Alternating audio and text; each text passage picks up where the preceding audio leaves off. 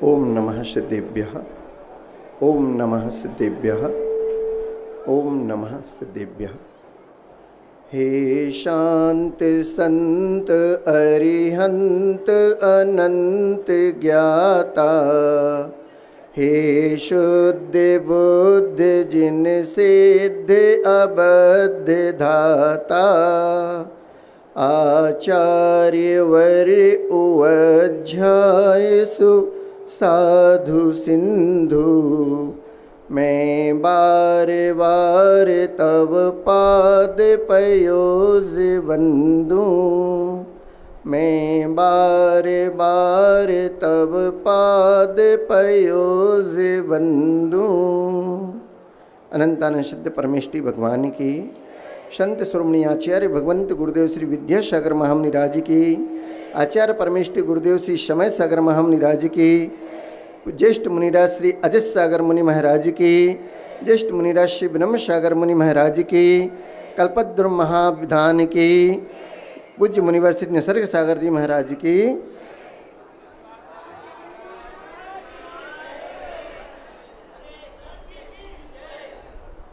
मुश्किलें चाहें हजार हों, अगर मन में दृढ़ संकल्प होता है तो हर कार्य असंभव सा लगने वाला संभव हो जाता है। ऐसे संभवनाथ भगवान के समूसरण में आप हम सब समूषण विधान के माध्यम से अपने जीवन को निर्मल, पावन और पवित्र करने यहाँ पर एकत्रित हुए हैं। और इन सब के मुख्य यजमान आचार्य भगवंत का वह परम आशीर्वाद, ज्येष्ठ मुनिराजों की सन्निधि और पूज्य विनम्र सागर जी महाराज का मंगल निर्देशन आशीर्वाद आप सबको प्राप्त हुआ और उनके माध्यम से हमें भी इस अहिंसा विहार कॉलोनी में आने का सौभाग्य प्राप्त हुआ और समूसरण में बैठकर आप सबके बीच प्रभु की भक्ति करने का भी सौभाग्य प्राप्त हुआ। विगत 4-5 दिन से देख रहा हूँ सबके भावों की निर्मलता, वह पवित्रता दिन दूनी रात चौगनी बढ़ती ही जा रही है, बढ़ती ही जा रही है। प्रतिदिन चाहे वो पात्र प्रक्षालन का लाभ हो, चाहे किसी भी प्रकार से मंदिर निर्माण से जुड़ने का भाव हो, प्रतिमा जी आदि को स्थापन करने का भाव हो, और चाहे भगवान का सिंहासन विराजमान करने का भाव हो, किसी भी भाव में कोई भी पीछे नहीं है। अपनी शक्ति सामर्थ्य के अनुसार सब प्रभु की सेवा करना चाहते हैं। घर पर भी माँ को देखता था, सुबह 4 बजे उठती थी, सामायिक आदि से निवृत्त होकर कुछ जो पुराना काम होता है घर में, झाड़ू पोंछा आदि, पुराने कपड़े, स्नान करने के पहले ये सारा काम माँ करती थी। और स्नान करने के बाद फिर कितने कुछ कह लो, वो इन कामों को हाथ नहीं लगाती थी, क्योंकि अब तो प्रभु की भक्ति कर रहा है, पूजन कराए, अभिषेक दिखाए, अब आके शुद्ध भोजन करना है, बनाना है, आप सबको कराना है। इस प्रकार का भाव रखकर माँ घर में कार्य करती थी और उसके बीच में भी प्रवचन सुनने भी जाती थी जब कहीं साधु संतों का समागम प्राप्त होता था। वो ऐसे माहौल को ढूंढती रहती थीं कि कब कैसे हमको किसी न किसी निमित्त से केवल साधु संगति का लाभ मिल जाए। नमोकार महामंत्र, पंच परमेष्टि महामंत्र में हर किसी को यह सौभाग्य प्राप्त नहीं हुआ कि नमोकार मंत्र वह पूरा पढ़ पाए। जो सिद्धालय में विराजमान हो गए सिद्ध परमेष्टि, उन्होंने केवल तीर्थंकर बनकर अष्टकर्मों को नाश करके, घातिया अघातिया कर्मों को नाश करके, केवल ज्ञान को प्राप्त करके अंत में सिद्धालय को प्राप्त हुए और सिद्ध भूमि में जाकर विराजमान हो गए। उन्होंने कभी नमोकार मंत्र पूरा नहीं पढ़ा। अरहंत परमेष्टि भी, जिन्होंने संसार अवस्था में रहकर जब दीक्षा को जाते हैं तब केवल नमः सिद्धेभ्यः बोलकर पंचमुष्टि केसलोंच करके और दीक्षा को धारण कर लेते हैं, वो भी पूरा नमोकार मंत्र नहीं बोलते। तीसरे पद में आचार्य भगवान हैं, जिनके संबंध नीचे से लेकर ऊपर तक हुआ करते हैं। वो पतित से पावन भी बनाते हैं और पावन बनाते हुए सिद्धालय तक की यात्रा करा देते हैं। लेकिन वो भी आचार्य परमेष्टि नमो अरिहंताणम नमो सिद्धाणम बोलते हैं। लेकिन नमो आयरियाणम कौन बोलता है? तो बोले चौथे पद में जो विराजमान है नमो उवज्झायाणम, उपाध्याय परमेष्टि, वो आचार्य परमेष्टि की भी जय बोलते हैं, अरहंत परमेष्टि की भी जय बोलते हैं, सिद्ध परमेष्टि की भी जय बोलते हैं, और नमो उवज्झायणम नहीं बोल पाते, क्योंकि उस पद में स्वयं स्थित होते हैं। और जो अंत में होते हैं साधु परमेष्टि, वो नमो लोए सव्य साहुड़म भी बोलते हैं, क्योंकि हमारे आगे ज्येष्ठ मुनिराज भी विराजमान हैं। और यहाँ से परंपरा नीचे से लें तो अरहंत, सिद्ध, आचार्य, उपाध्याय और साधु, ये ऊपर का क्रम है, और नीचे से भी होता है और बीच से भी होता है, व्यतिक्रम भी होता है। अतिक्रम से करते हैं तो नहीं चलता, क्योंकि इसको छोड़कर हमारा जीवन नहीं चल सकता। अतिक्रम अगर जीवन में होगा तो प्रतिक्रमण अवश्य करना होगा, तभी हम पापों से मुक्ति पा पाते हैं। तो बीच में माँ भी जाती थी तो पहले कुछ कार्य कर जाती, जैसे आप लोग यहाँ आने के पहले कुछ कार्य घर का करके आते हैं। जिन्होंने प्रमुख प्रमुख पदों को प्राप्त किया वो तो सुबह जल्दी आ जाते हैं, लेकिन जो पीछे आने वाली और भी श्रावक श्राविकाएं हैं वो कुछ घर का काम करके आ जाते हैं, कुछ आधा अधूरा भोजन आदि का प्रबंध भी करके आ जाते हैं। जिसको जाना होता है उनको कुछ नाश्ता आदि करा के आ जाते हैं, बाद में उस सत्संग का लाभ लेते हैं। ऐसे ही एक माँ प्रतिदिन साधु परमेष्टि के आश्रम जाती थी और उनका सत्संग का लाभ लेती थी। बहुत दिन हो गए प्रवचन सुनते सुनते, प्रवचन तो बहुत अच्छा लगता था।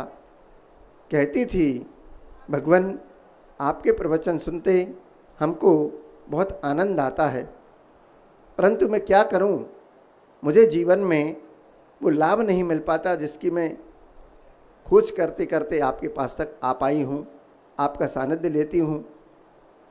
मैं बहुत दुखी रहती हूँ, मुझे सुखी होने का उपाय बताएं, मेरे जीवन में शांति कैसे आए।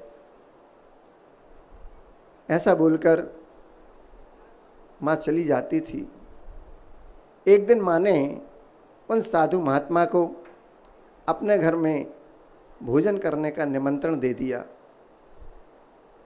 साधु महात्मा उचित समय पर उस माँ के घर पर पहुँचे, बाहर से आवाज़ लगाई भिक्षाम देही। माँ ने आवाज़ को सुना, जानती थी कि आज साधु महात्मा का भोजन होना है।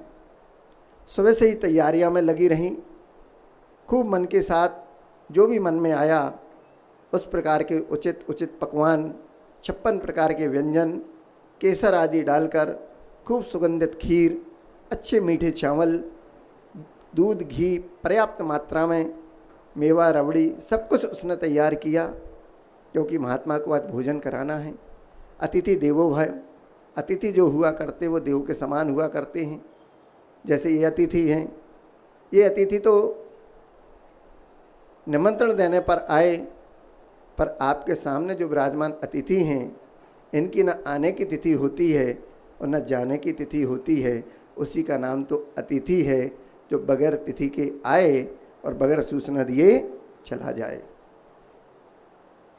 प्रसंग है खजुराहो में, ऐसा एक हुआ था बहुत पहले, जब शुरुआती दौर में आचार्य महाराज का बुंदेलखंड में पदार्पण हुआ था, तब खजुराहो पहुँचे थे। उस समय आवागमन के साधन भी नहीं थे, पैदल जाते थे या बैलगाड़ी से सामान जाता था, कुछ भी पाटे वगैरह जो जाना होते हैं या साइकिल पे ले जाते थे। आचार्य महाराज पहुँचे, क्षेत्र पर मैनेजर था, जितना संभव गुरु महाराज का प्रवास था हुआ। उस दिन अचानक आचार्य महाराज बगैर कुछ कहे बिहार कर गए। बाद में मैनेजर को मालूम पड़ा तो मैनेजर भगवान के पूरे, वो भी आग बबूला हो गए कि ऐसे कैसे कोई महाराज हमें बताए चले गए, कुछ चीज़ नहीं ले जाना, कुछ प्रबंध नहीं करना, जाने दो, जैसे ही रात काटना है काटने दो। आचार्य महाराज पहुँचे, अब बिहार कर दिया। कुछ क्षुल्लक महाराज साथ में थे। जब पन्ना की ओर विहार किया तो वहाँ पर बीच रास्ते में जंगल पड़ता था, तो बैठ गए। महाराज को बोले कि अब जो कुछ करना है यहाँ पे रहने वाले जो पशु पक्षी जीव जंतु हैं वो करेंगे, हम तो केवल प्रतिक्रमण करके और अपना प्रत्याख्यान करके बैठ जाएंगे। रात्रिकालीन हुई, सबको जैसे तैसे रात निकली, सुबह हुई, अगले गंतव्य की ओर बिहार हुआ। तो ऐसे ही अतिथि को जब वापस पहुँचे आचार्य महाराज 3-4 साल बाद, तो वही मैनेजर थे, उन्होंने अपने गलती का एहसास हुआ था, पश्चाताप किया, क्षमा याचना की। तो आचार्य महाराज ने कहा कि भैया मेरे मन में तो आपके प्रति कुछ नहीं है, हम तो अतिथि हैं, जैसे आए थे वैसे चले गए, हमारे पुण्य कर्म में जो था वैसा कार्य हुआ, इसमें आपकी कोई गलती नहीं है। आपके माध्यम से तो हमें और साधना करने का सौभाग्य मिला कि रात्रि में हमने ज़मीन में ही विश्राम करके और रात्रि को निकाल लिया। पर ऐसे अतिथि वो महात्मा नहीं थे। वो पहुंच गए माँ के यहाँ। माँ ने उनको सादर सम्मान देते हुए गृह में प्रवेश कराया और भोजन करने का निवेदन किया। महात्मा ने कहा कि मैं आपके बर्तन में भोजन नहीं कर सकता, मेरा अपना पात्र है, मैं उसमें भोजन लूँगा। और अच्छी बात है, माँ ने कहा आप अपना पात्र आगे करिए, मैं आपको बहुत अच्छे मिष्टान पकवान सब कुछ बनाए मैं आपको पात्र में देती हूँ और आप भोजन प्रारंभ करें। साधु महात्मा ने माँ की बात को सुना, मुस्कुराए और अपना पात्र आगे कर दिया। जैसे ही माँ ने पात्र को देखा तो माँ को थोड़ा सा अच्छा नहीं लगा। माँ ने कहा महात्मन पहले इस पात्र को मुझे दे दीजिए। इस पात्र में कंकड़ हैं, मिट्टी है, धूल लगी हुई है, मैं कैसे इस पात्र में आपको इस स्वादिष्ट भोजन दे सकती हूँ। मैंने बहुत मेहनत से खीर बनाई है, केसर डाला है, मेवा मिष्टान डाला है, सुगंधित पदार्थ भी डाले हैं, लेकिन इस पात्र में कचड़ा है, कंकड़ पत्थर हैं, मुंह में जाएंगे, पूरे भोजन का स्वाद खराब हो जाएगा, भोजन गंदा हो जाएगा। इस पात्र को पहले मैं साफ कर देती हूँ, फिर आपको इसमें भोजन दूंगी।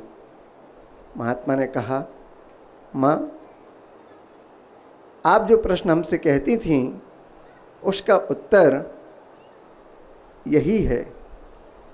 बोले मैं समझी नहीं।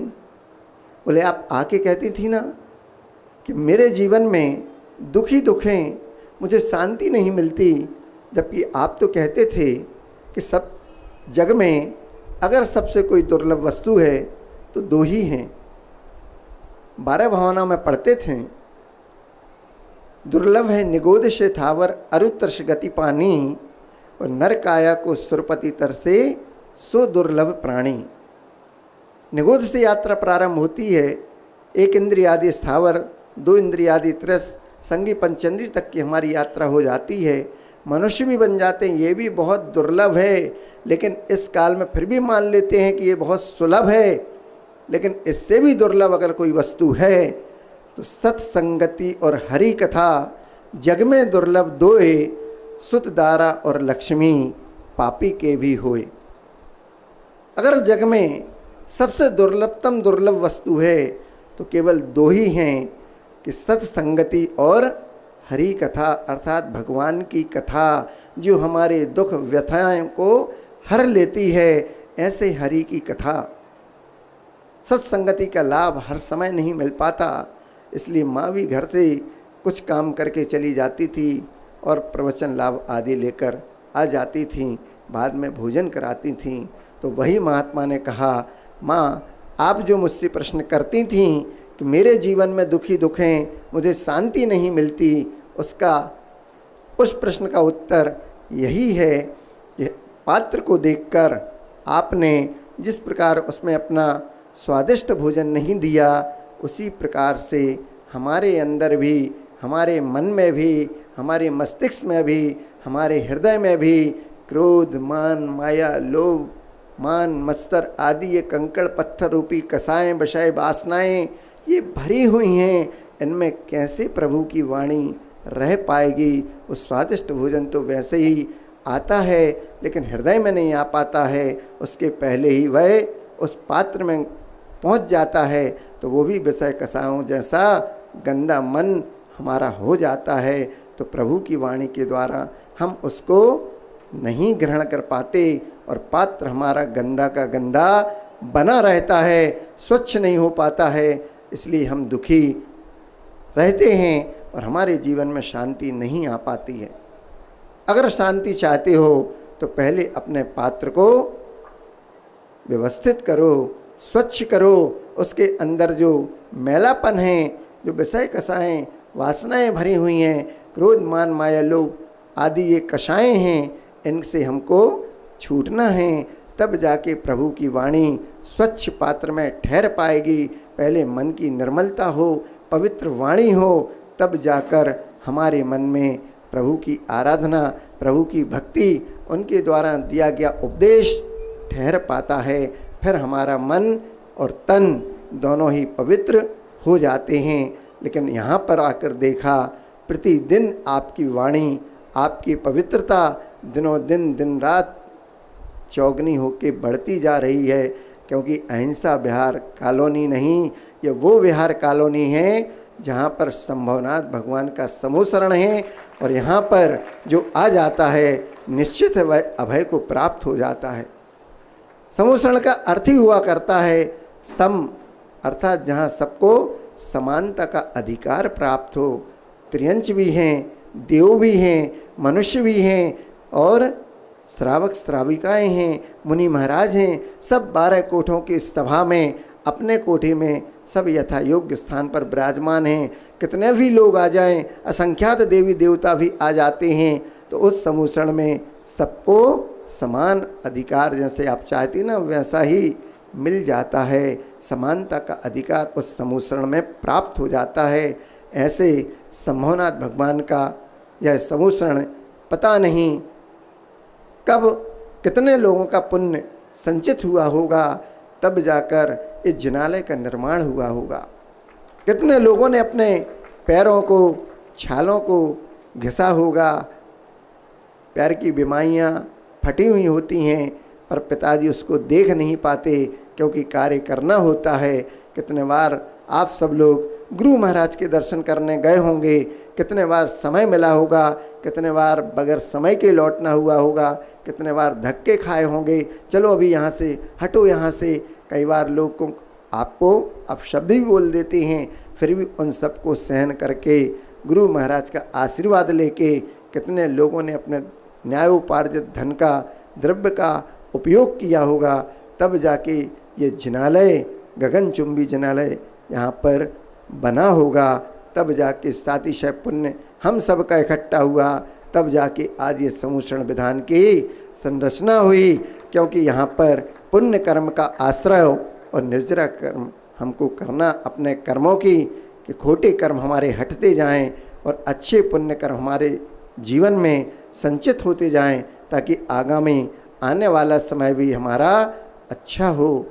पूज्य महाराज श्री आपको अपने उपदेश के द्वारा प्रतिदिन संचित करते रहते हैं और उनकी वह दिव्य देशना का ये प्रभाव है कि आज आचार्य महाराज का जो भाव है, जिन्होंने आशीर्वाद दिया और यहाँ पर चातुर्मास करके गए, आज उस भाव को मूर्त देने का और भी जो शेष कार्य बचा है, आप सबके संचित द्रव्य से, पूज्य महाराज श्री के उस प्रेरणा से आप सब लोग करते जा रहे हैं। ऐसे ही जिस प्रकार बीज बोया जाता है और बीज बोने पर फसल आती है, लेकिन उसके बीच अगर जल की वृष्टि नहीं हुई समय पर तो वह बीज भी कोई कार्य नहीं कर पाता है। ऐसे ही हमारे इन कर्मों की निर्जरा हो और पुण्य फल का सातिशय संचित होता रहे, ताकि हमारे ज्ञान दर्शन चारित्र रूपी तप में वृद्धि होती रहे और हम भी आगे चलकर अपने उस पुण्य कार्य को आगे बढ़ाते हुए इस प्रकार के और भी आयोजन करते रहें, ताकि हमारी धर्म की प्रभावना शातिशय बढ़ती रहे और हम जैन होने का अपना कर्तव्य पूर्ण कर सकें। आपको बोधि समाधि की प्राप्ति हो, इस मंगल भाव के साथ अहिंसा परमो धर्म की